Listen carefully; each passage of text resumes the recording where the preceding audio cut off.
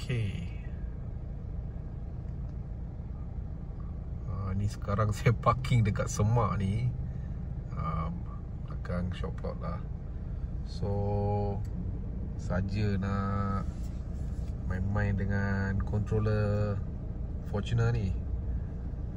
So kita tengok dekat dashboard ni, ada kebanyakan function kat sini kan. Macam saya tekan benda ni kan. Okey, function ni tak nampak sangat. Okey, saya tekan benda ni, dia tukar kat sana dia punya info kan. So info yang ni kan, kadang-kadang dia macam terlalu complicated nak faham. Dia macam apa orang kata kan, kita pergi kat sini dia ada, okey, besarkan. Okey, lane departure off on. Sebab saya selalu offkan benda ni. Benda ni kan, dia macam masa kita jalan kan, kalau kita turn on, dia akan on. So dalam jalan raya tu ada, tengah-tengah tu ada garisan macam putus-putus kan, macam left and right tu kan, garisan putih tu. So katakan kereta ni dia ada depan dekat bonnet tu dia ada satu sensor tau. So sensor ni dia akan pastikan kita ada dalam lane yang betul.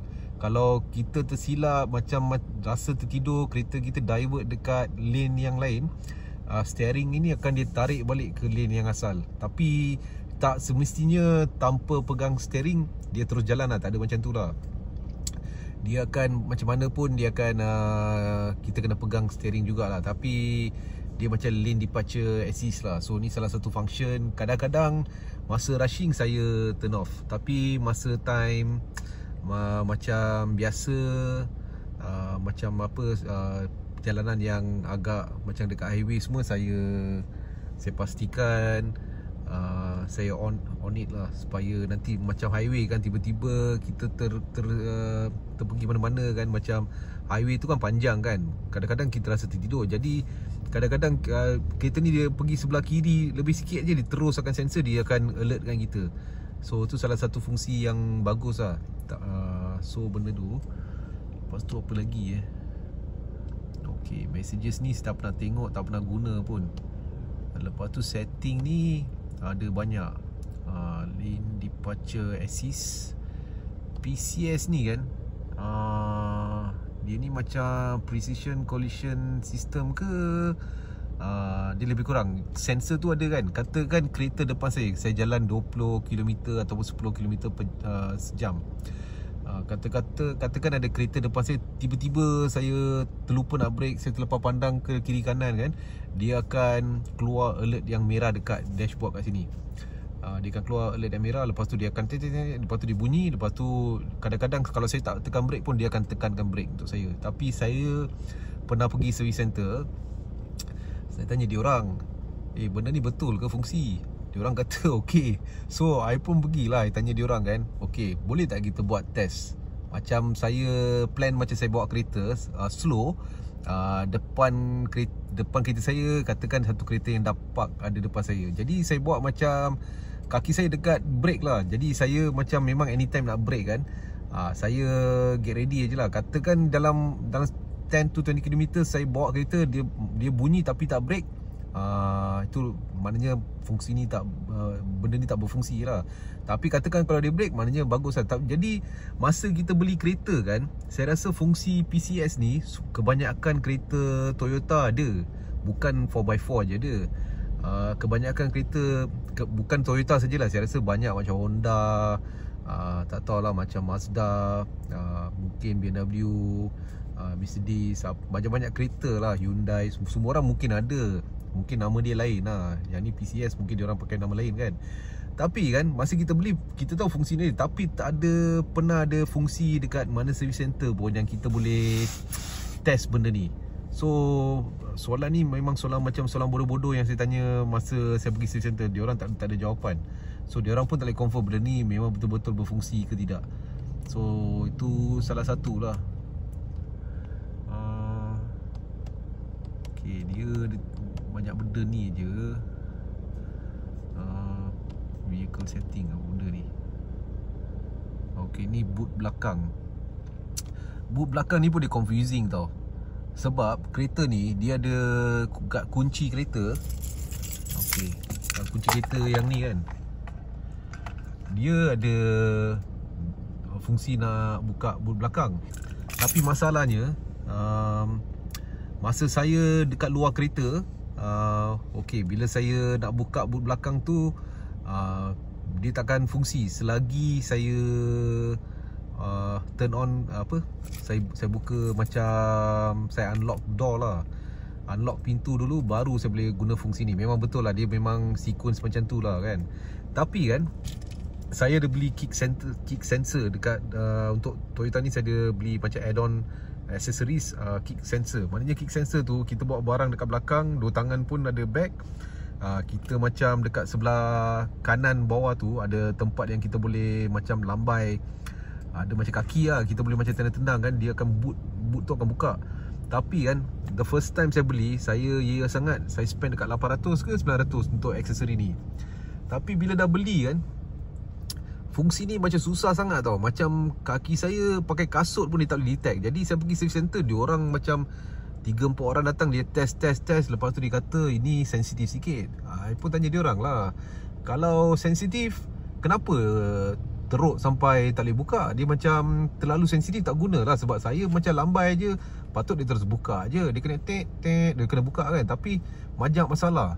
Jadi saya pun check. Lepas tu dia ada macam, ada dia punya button kat sini kan.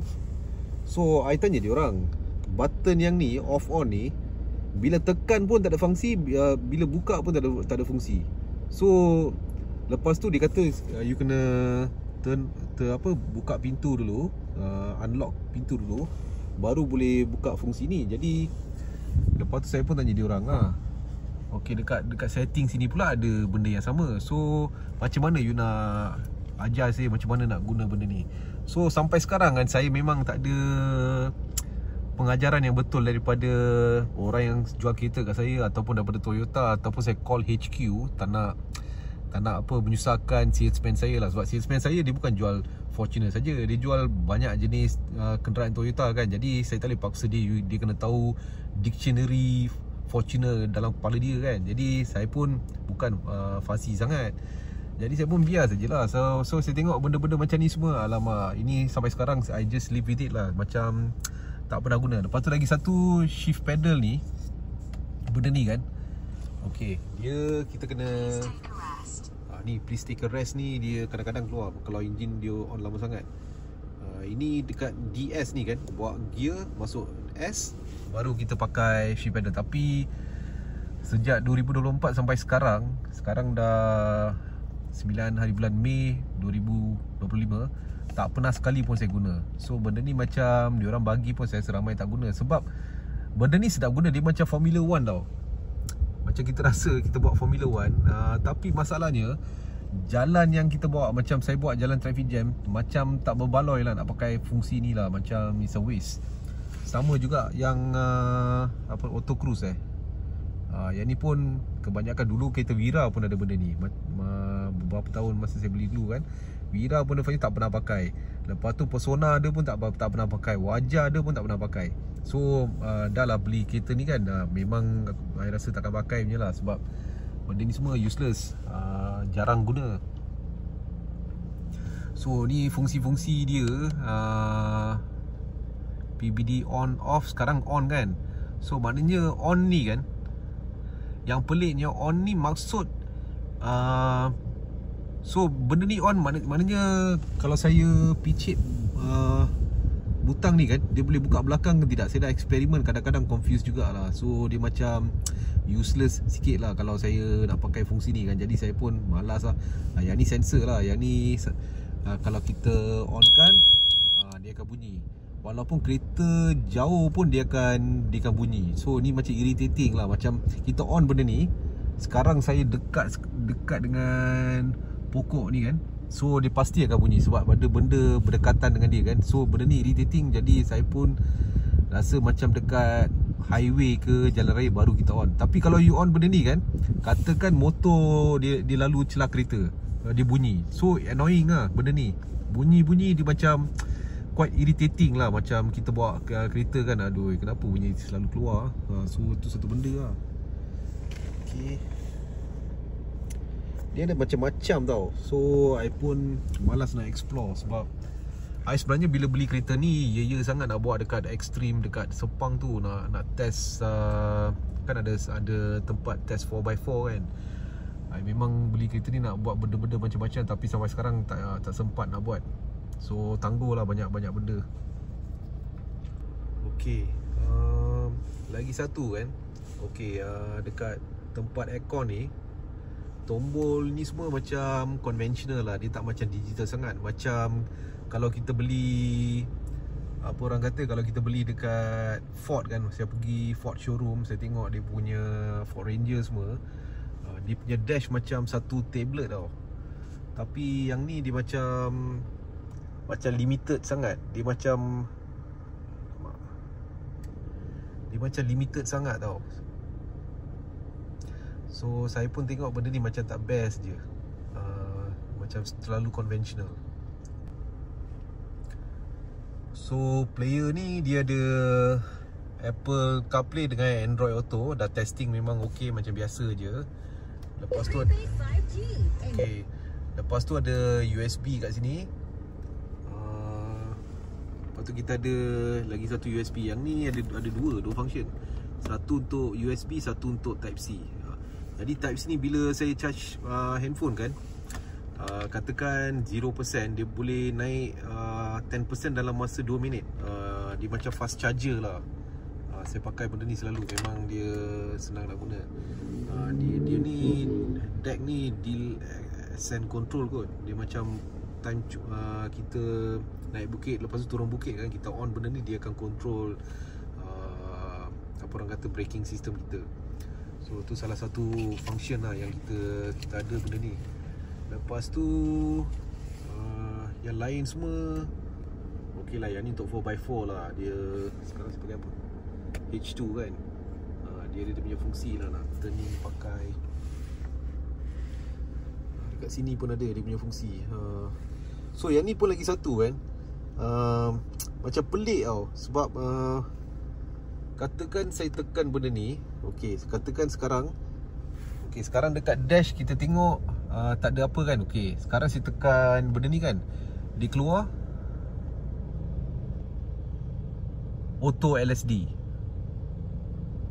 Okey, dekat sini pun dia keluar off. Sini dia keluar off, tapi sini dia keluar auto LSD. Jadi confusion saya kan, bila saya tekan balik, sekarang saya tekan balik tu dia off ke dia on? So yang ni satu tau. So I tanyalah service center tu, saya tanya dia orang, okey, bila saya tekan yang benda ni, okey, kalau saya tengok dekat sini kan, okey, dia warna ni kan, warna tak tukar kat sini, warna sama je. Tapi bila saya tekan, dia macam sini off kan, warna tak tukar. Okey, saya tekan benda ni, okey, dekat sini dia keluar auto LSD, dekat sini pun ada benda dia keluar, dekat sini pun keluar kan. So ini nampak macam auto LSD ni dia macam dah hidup. Auto LSD on, macam on lah. Tapi kat sini apa benda ni, off. Tapi bila saya tekan balik, dua-dua ni hilang.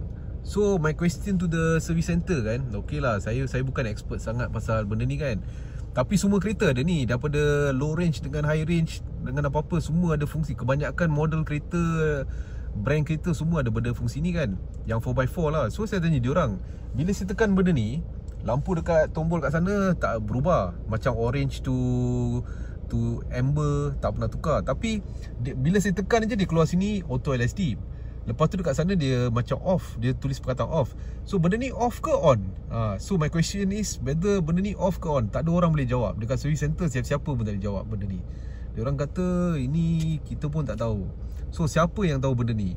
So nak tanya saya siapa pun, saya cuba Google, saya cuba YouTube, tak ada orang tahu benda-benda macam ni. So ini salah satu misteri yang sampai hari ni saya pun bawa pergi selamba je lah. Sebab kadang-kadang nak cakap confident kan pasal function-function Toyota ni, kadang-kadang kita confuse juga. Sama juga macam dekat dashboard sini kan, tengok RPM. Saya ada satu shot hari tu saya naikkan. Masa saya pergi Cameron kan, okey, bila saya pergi Cameron masa naik bukit, dia memang macam mendaki, macam bukit tu macam naik kan, macam genting kan, lebih kurang kan, setengah bahagian tu. Jadi masa saya naik, RPM tu dia pergi kat 1.5, 2 macam tu. Walaupun saya bawa 60 ke 80 ke, dia macam tu. Lepas tu masa saya turun, saya bukan turun macam apa, macam 40 degrees macam tu tau. Saya turun macam 20 degrees saja, macam mencurah macam tu kan. Tiba-tiba RPM tu dia naik 3.4 macam tu. Saya pun terkejut lah. Saya pun panik. Kenapa? Lepas tu kita punya accelerator dia terlalu longgar, macam kereta take over. Saya pun panik lah. Lepas tu saya pun park sebelah dekat petrol station. Saya call saya punya agent, saya tanya dia, kenapa tiba-tiba RPM ni dia naik. Lepas tu dia pun tanya saya lah, benda ni sebenarnya tak patut naik. Itulah saya pun confused lah. Fungsi kereta ni tak ada orang beritahu saya bila saya turun bukit secara perlahan, yang fungsi deck ni kita boleh turn on. So dia akan control kita punya braking system. Tapi masa kita jalan biasa macam 60 km/h macam tu kan, tiba-tiba macam dia macam slowly going down lah towards the hill kan. Benda ni tiba-tiba dia naik macam zoom macam tu. Kita macam mungkin first timer kan, kita akan mengelabar, benda ni rosak ke, macam tiba-tiba macam langgar, macam enjin tiba-tiba ringan, semua ringan. Dia take control. Lepas tu baru saya berbulan-bulan lepas balik daripada Cameron Highland, I research, I tanya service center, dia orang pun tak pasti kenapa benda ni naik. Itu lagi satu misteri. I tanya kawan-kawan semua. Finally I pergi satu YouTuber, dah lupa dia punya kan, dia pun ada masalah sama. Dia bagi tahu dekat sana, dia buat video pun. Dia kata okey, benda ni salah satu fungsi Toyota Fortuner lah. Sebab masa dia naik, dia tak tunjuk simptom-simptom macam ni. Tapi masa turun, RPM tu dia akan terus naik supaya dia nak control engine, control braking system, supaya kita tak laju turun bawah. So ni salah satu feature yang menarik lah katakan. Tapi walaupun dia menarik kan, saya tak ada endorsement daripada mana-mana yang mengatakan ini fungsi kereta tu. Itu yang info saya dapat tu salah satu pendapat seorang yang memandu kereta ni lah, kereta macam ni kan. Jadi dia bagi tahu, tapi there's no black and white. Saya boleh cari kat mana-mana yang betul fungsi kereta ni macam ni masa kita turun bukit. So ini salah satu misteri pun lah yang saya kurang selesa lah. So dia ada fungsi-fungsi lain, meter customization, itu standard aja, tak ada lain lah benda. So I escape lagi. Okay, ni current. Okay, echo indicator ni semua saya kurang faham, ataupun saya rasa tak berguna untuk saya lah. Kecuali yang apa orang kata macam Celsius tu berguna lah. Tapi benda lain semua is useless for me lah. Macam fuel consumption comparison, before reset, dia macam ni. Masa kita tekan button ni kan, masa kita tengah jalan kan, dekat highway ke jalan raya kan, kita boleh tekan button ni, dia akan jadi zero. Okay, ni tak jadi zero, tak tahu kenapa, tapi dia akan jadi zero. Nanti kita boleh main-main lah. Kita boleh tengok macam mana dia punya petrol intake dah ke macam 60 km/h kan. Kita boleh tengok petrol intake dia macam mana, dia laju, dia apa. Kadang-kadang ditunjuk 14 liter per kilometer, kadang-kadang ditunjuk macam 20 km per liter. Sebab dia dah reset kan. Tapi padahal kalau kita tak reset, dia akan tunjuk sana macam ni aje. After reset 7.7. Jadi kita jalan macam mana jauh pun dia tak ubah. Kadang-kadang dia ubah 7.8, 8 macam tu kadang-kadang. Tapi bila kita reset kan, dia akan gerak terus ke 14, kadang-kadang 20 pun ada macam tu. So yang ni pun salah satu function yang saya rasa macam is kind of useless lah. Okay, yang ni saya rasa saya punya steering dengan alignment tayar. So sekarang saya luruskan steering saya balik. So tayar tu dia straight lah. Tapi saya pun tak tahu kenapa dia bagi fungsi ni ya. Sebab bukan tiap-tiap hari kita tengok benda ni kan. Kecuali kalau tayar punctured, mungkin dia bagi tahu kita tayar is flat. Tapi kat sini kenapa ada satu tayar je kan. Dia patut ada tunjuk 2 tayar kalau betul tayar tu flat. So fungsi ni dia macam just to show you tires turning left right. So macam again another feature macam tak begitu menarik lah. Okay, ni saya setting kilometer per hour. Macam mana kita jalan dia akan tunjuk berapa km lah. Okay, apa lagi ada? Okay, ni tadi land departure. Yang ni nak setting. Apa lagi ada? Okay, vehicle setting, meter comparison. Itu aja lebih kurang lah. Tak ada benda-benda lain. So boleh katakan kebanyakan fungsi yang saya belum lagi peka lah nak guna. Saya guna day to day sajalah.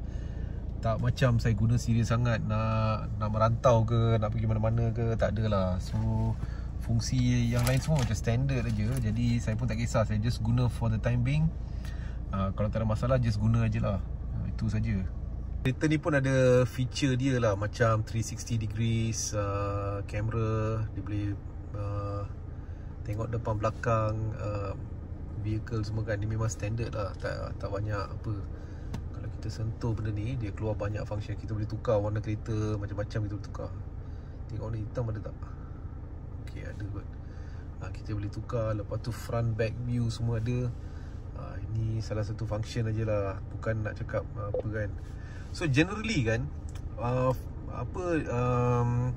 outlook of this dash ni kan, dia macam terlalu outdated lah. Sebab beli kereta mahal-mahal, tapi kereta yang murah-murah dah ada macam 10-inch tab depan diorang, boleh tengok gambar apa-apa macam-macam kan. Tapi sini dia macam very limited lah. So tu salah satu benda yang saya rasa boleh upgrade. Kemungkinan dalam masa akan datang, saya mungkin akan not dismantle benda ni, tapi saya mungkin akan tukar kepada dash yang apa orang kata, dia macam tablet, macam Ford Ranger semua ada kan. Saya nak tukar benda tu. So macam touch screen, ni pun touch screen juga, tapi saya lebih selesa kalau ada yang screen besar, macam dia multifunction sikit lah. Tengah cari OEM, tengok kalau ada bagus lah.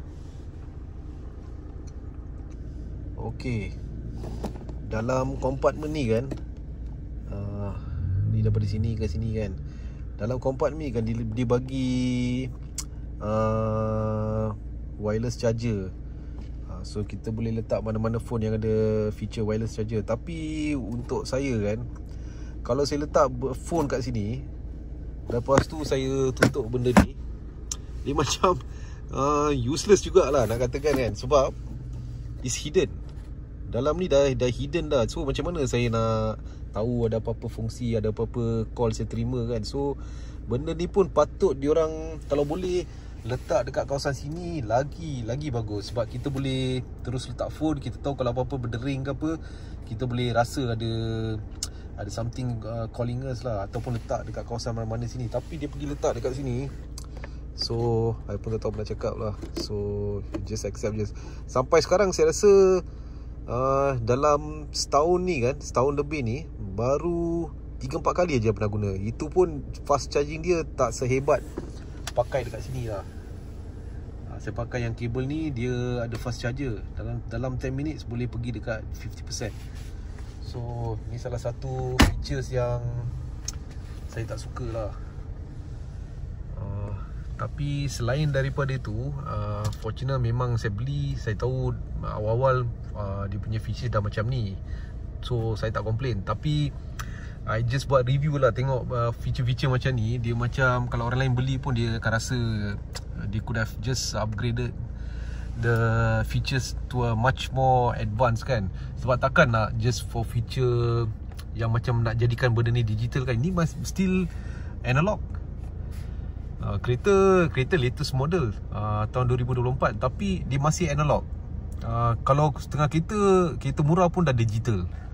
Dia kecuali tengah-tengah ni je digital, tapi ini tak digital. So katakan dia orang buat digital, rasa dia tak ganggu sistem ni. Sebab benda ni bukan main peranan yang teruk sangat kan. Dia macam just digital display je kan. So I rasa dia could have just upgraded benda ni, bagi dia digital sikit, nampak cantik sikit. Lepas tu tombol-tombol ni macam old fashion lah. 20 tahun lepas kereta-kereta Wira saya semua, Wajah semua tombol dia pakai macam ni kan. Tapi sekarang ada lah touchscreen. Tapi macam mana pun tombol ni macam still old fashion lah. Tak begitu hebat lah. Of course dia ada macam climate control lah, dua-dua. Kalau nak belakang pun ada, orang duduk belakang pun boleh turn on the aircon.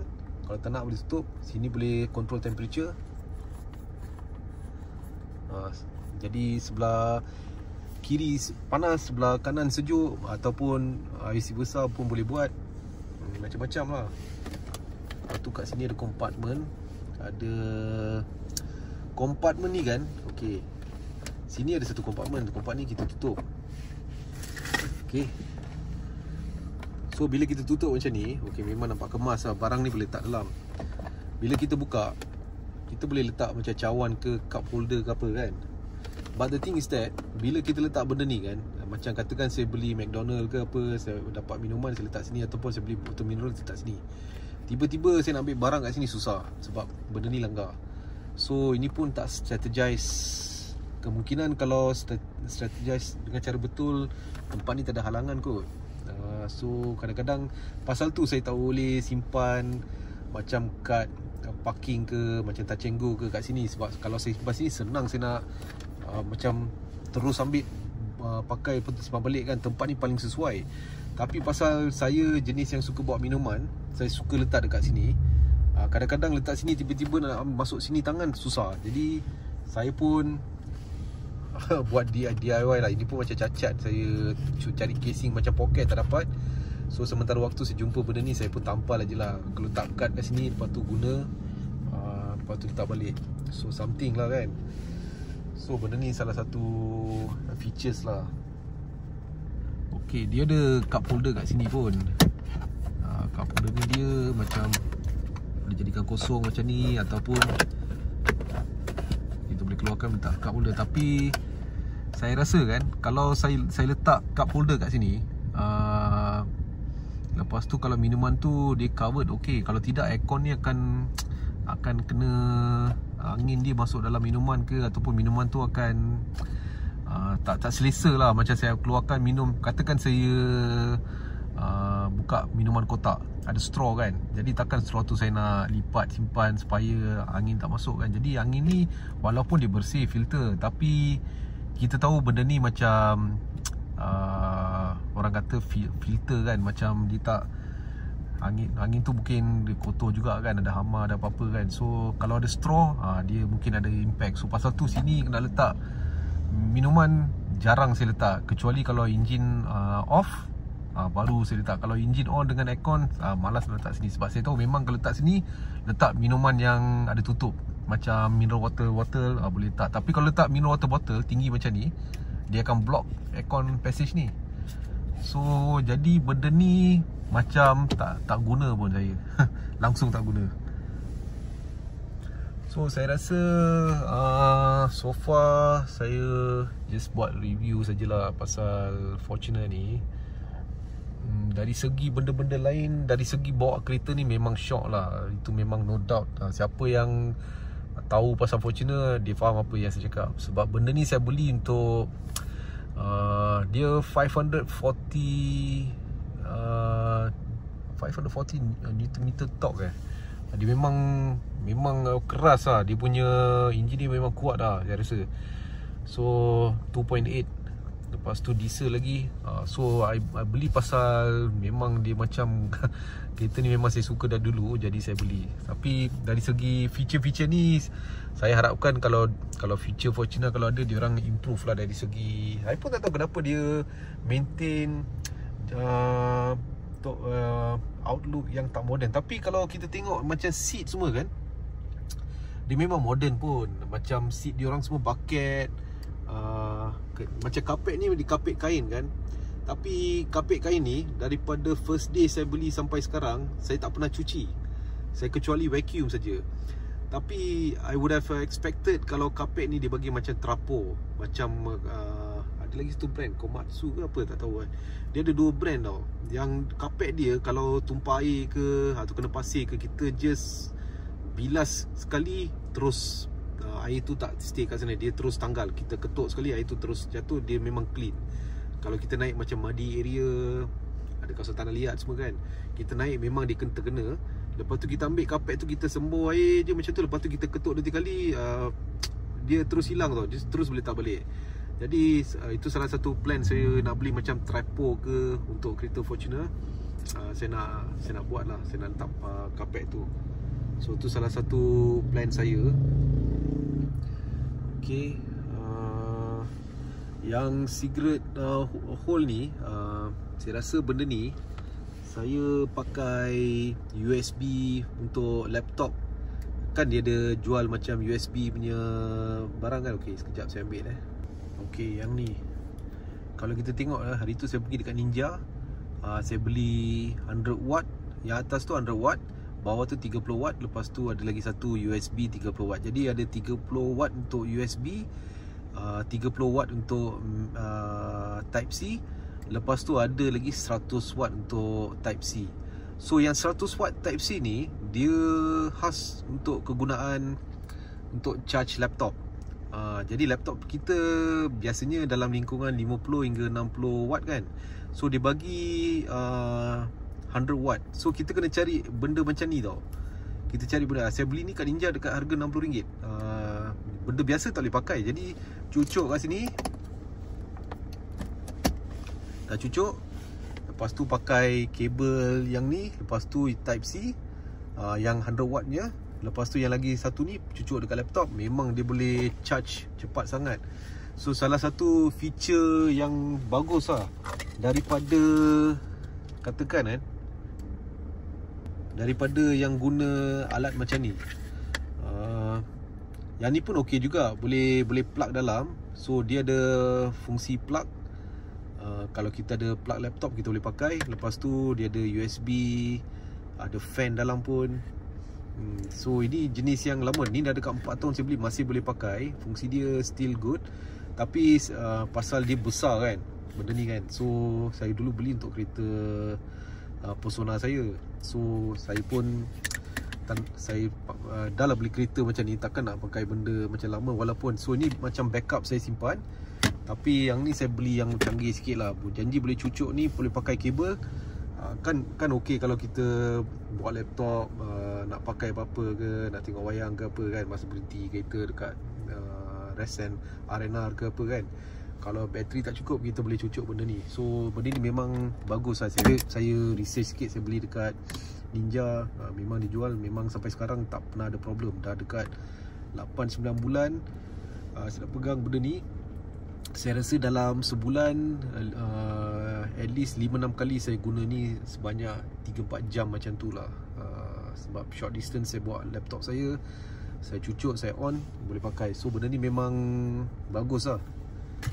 So tu fungsi dia memang cun juga. Charger pun bagus. Katakan saya dekat rumah, tiba-tiba phone saya bateri dia out kan. Daripada saya ada fast charger kat rumah, saya terus masuk kereta, saya cucuk ni, saya jalan-jalan dekat 10 minutes, pergi 7-Eleven ke mana-mana, balik rumah aja daripada 0 dah terus jadi 50. Dia macam tu lah dia punya fungsi kan. Sebab dia ni memang power weh. Dia ada Type C dengan USB.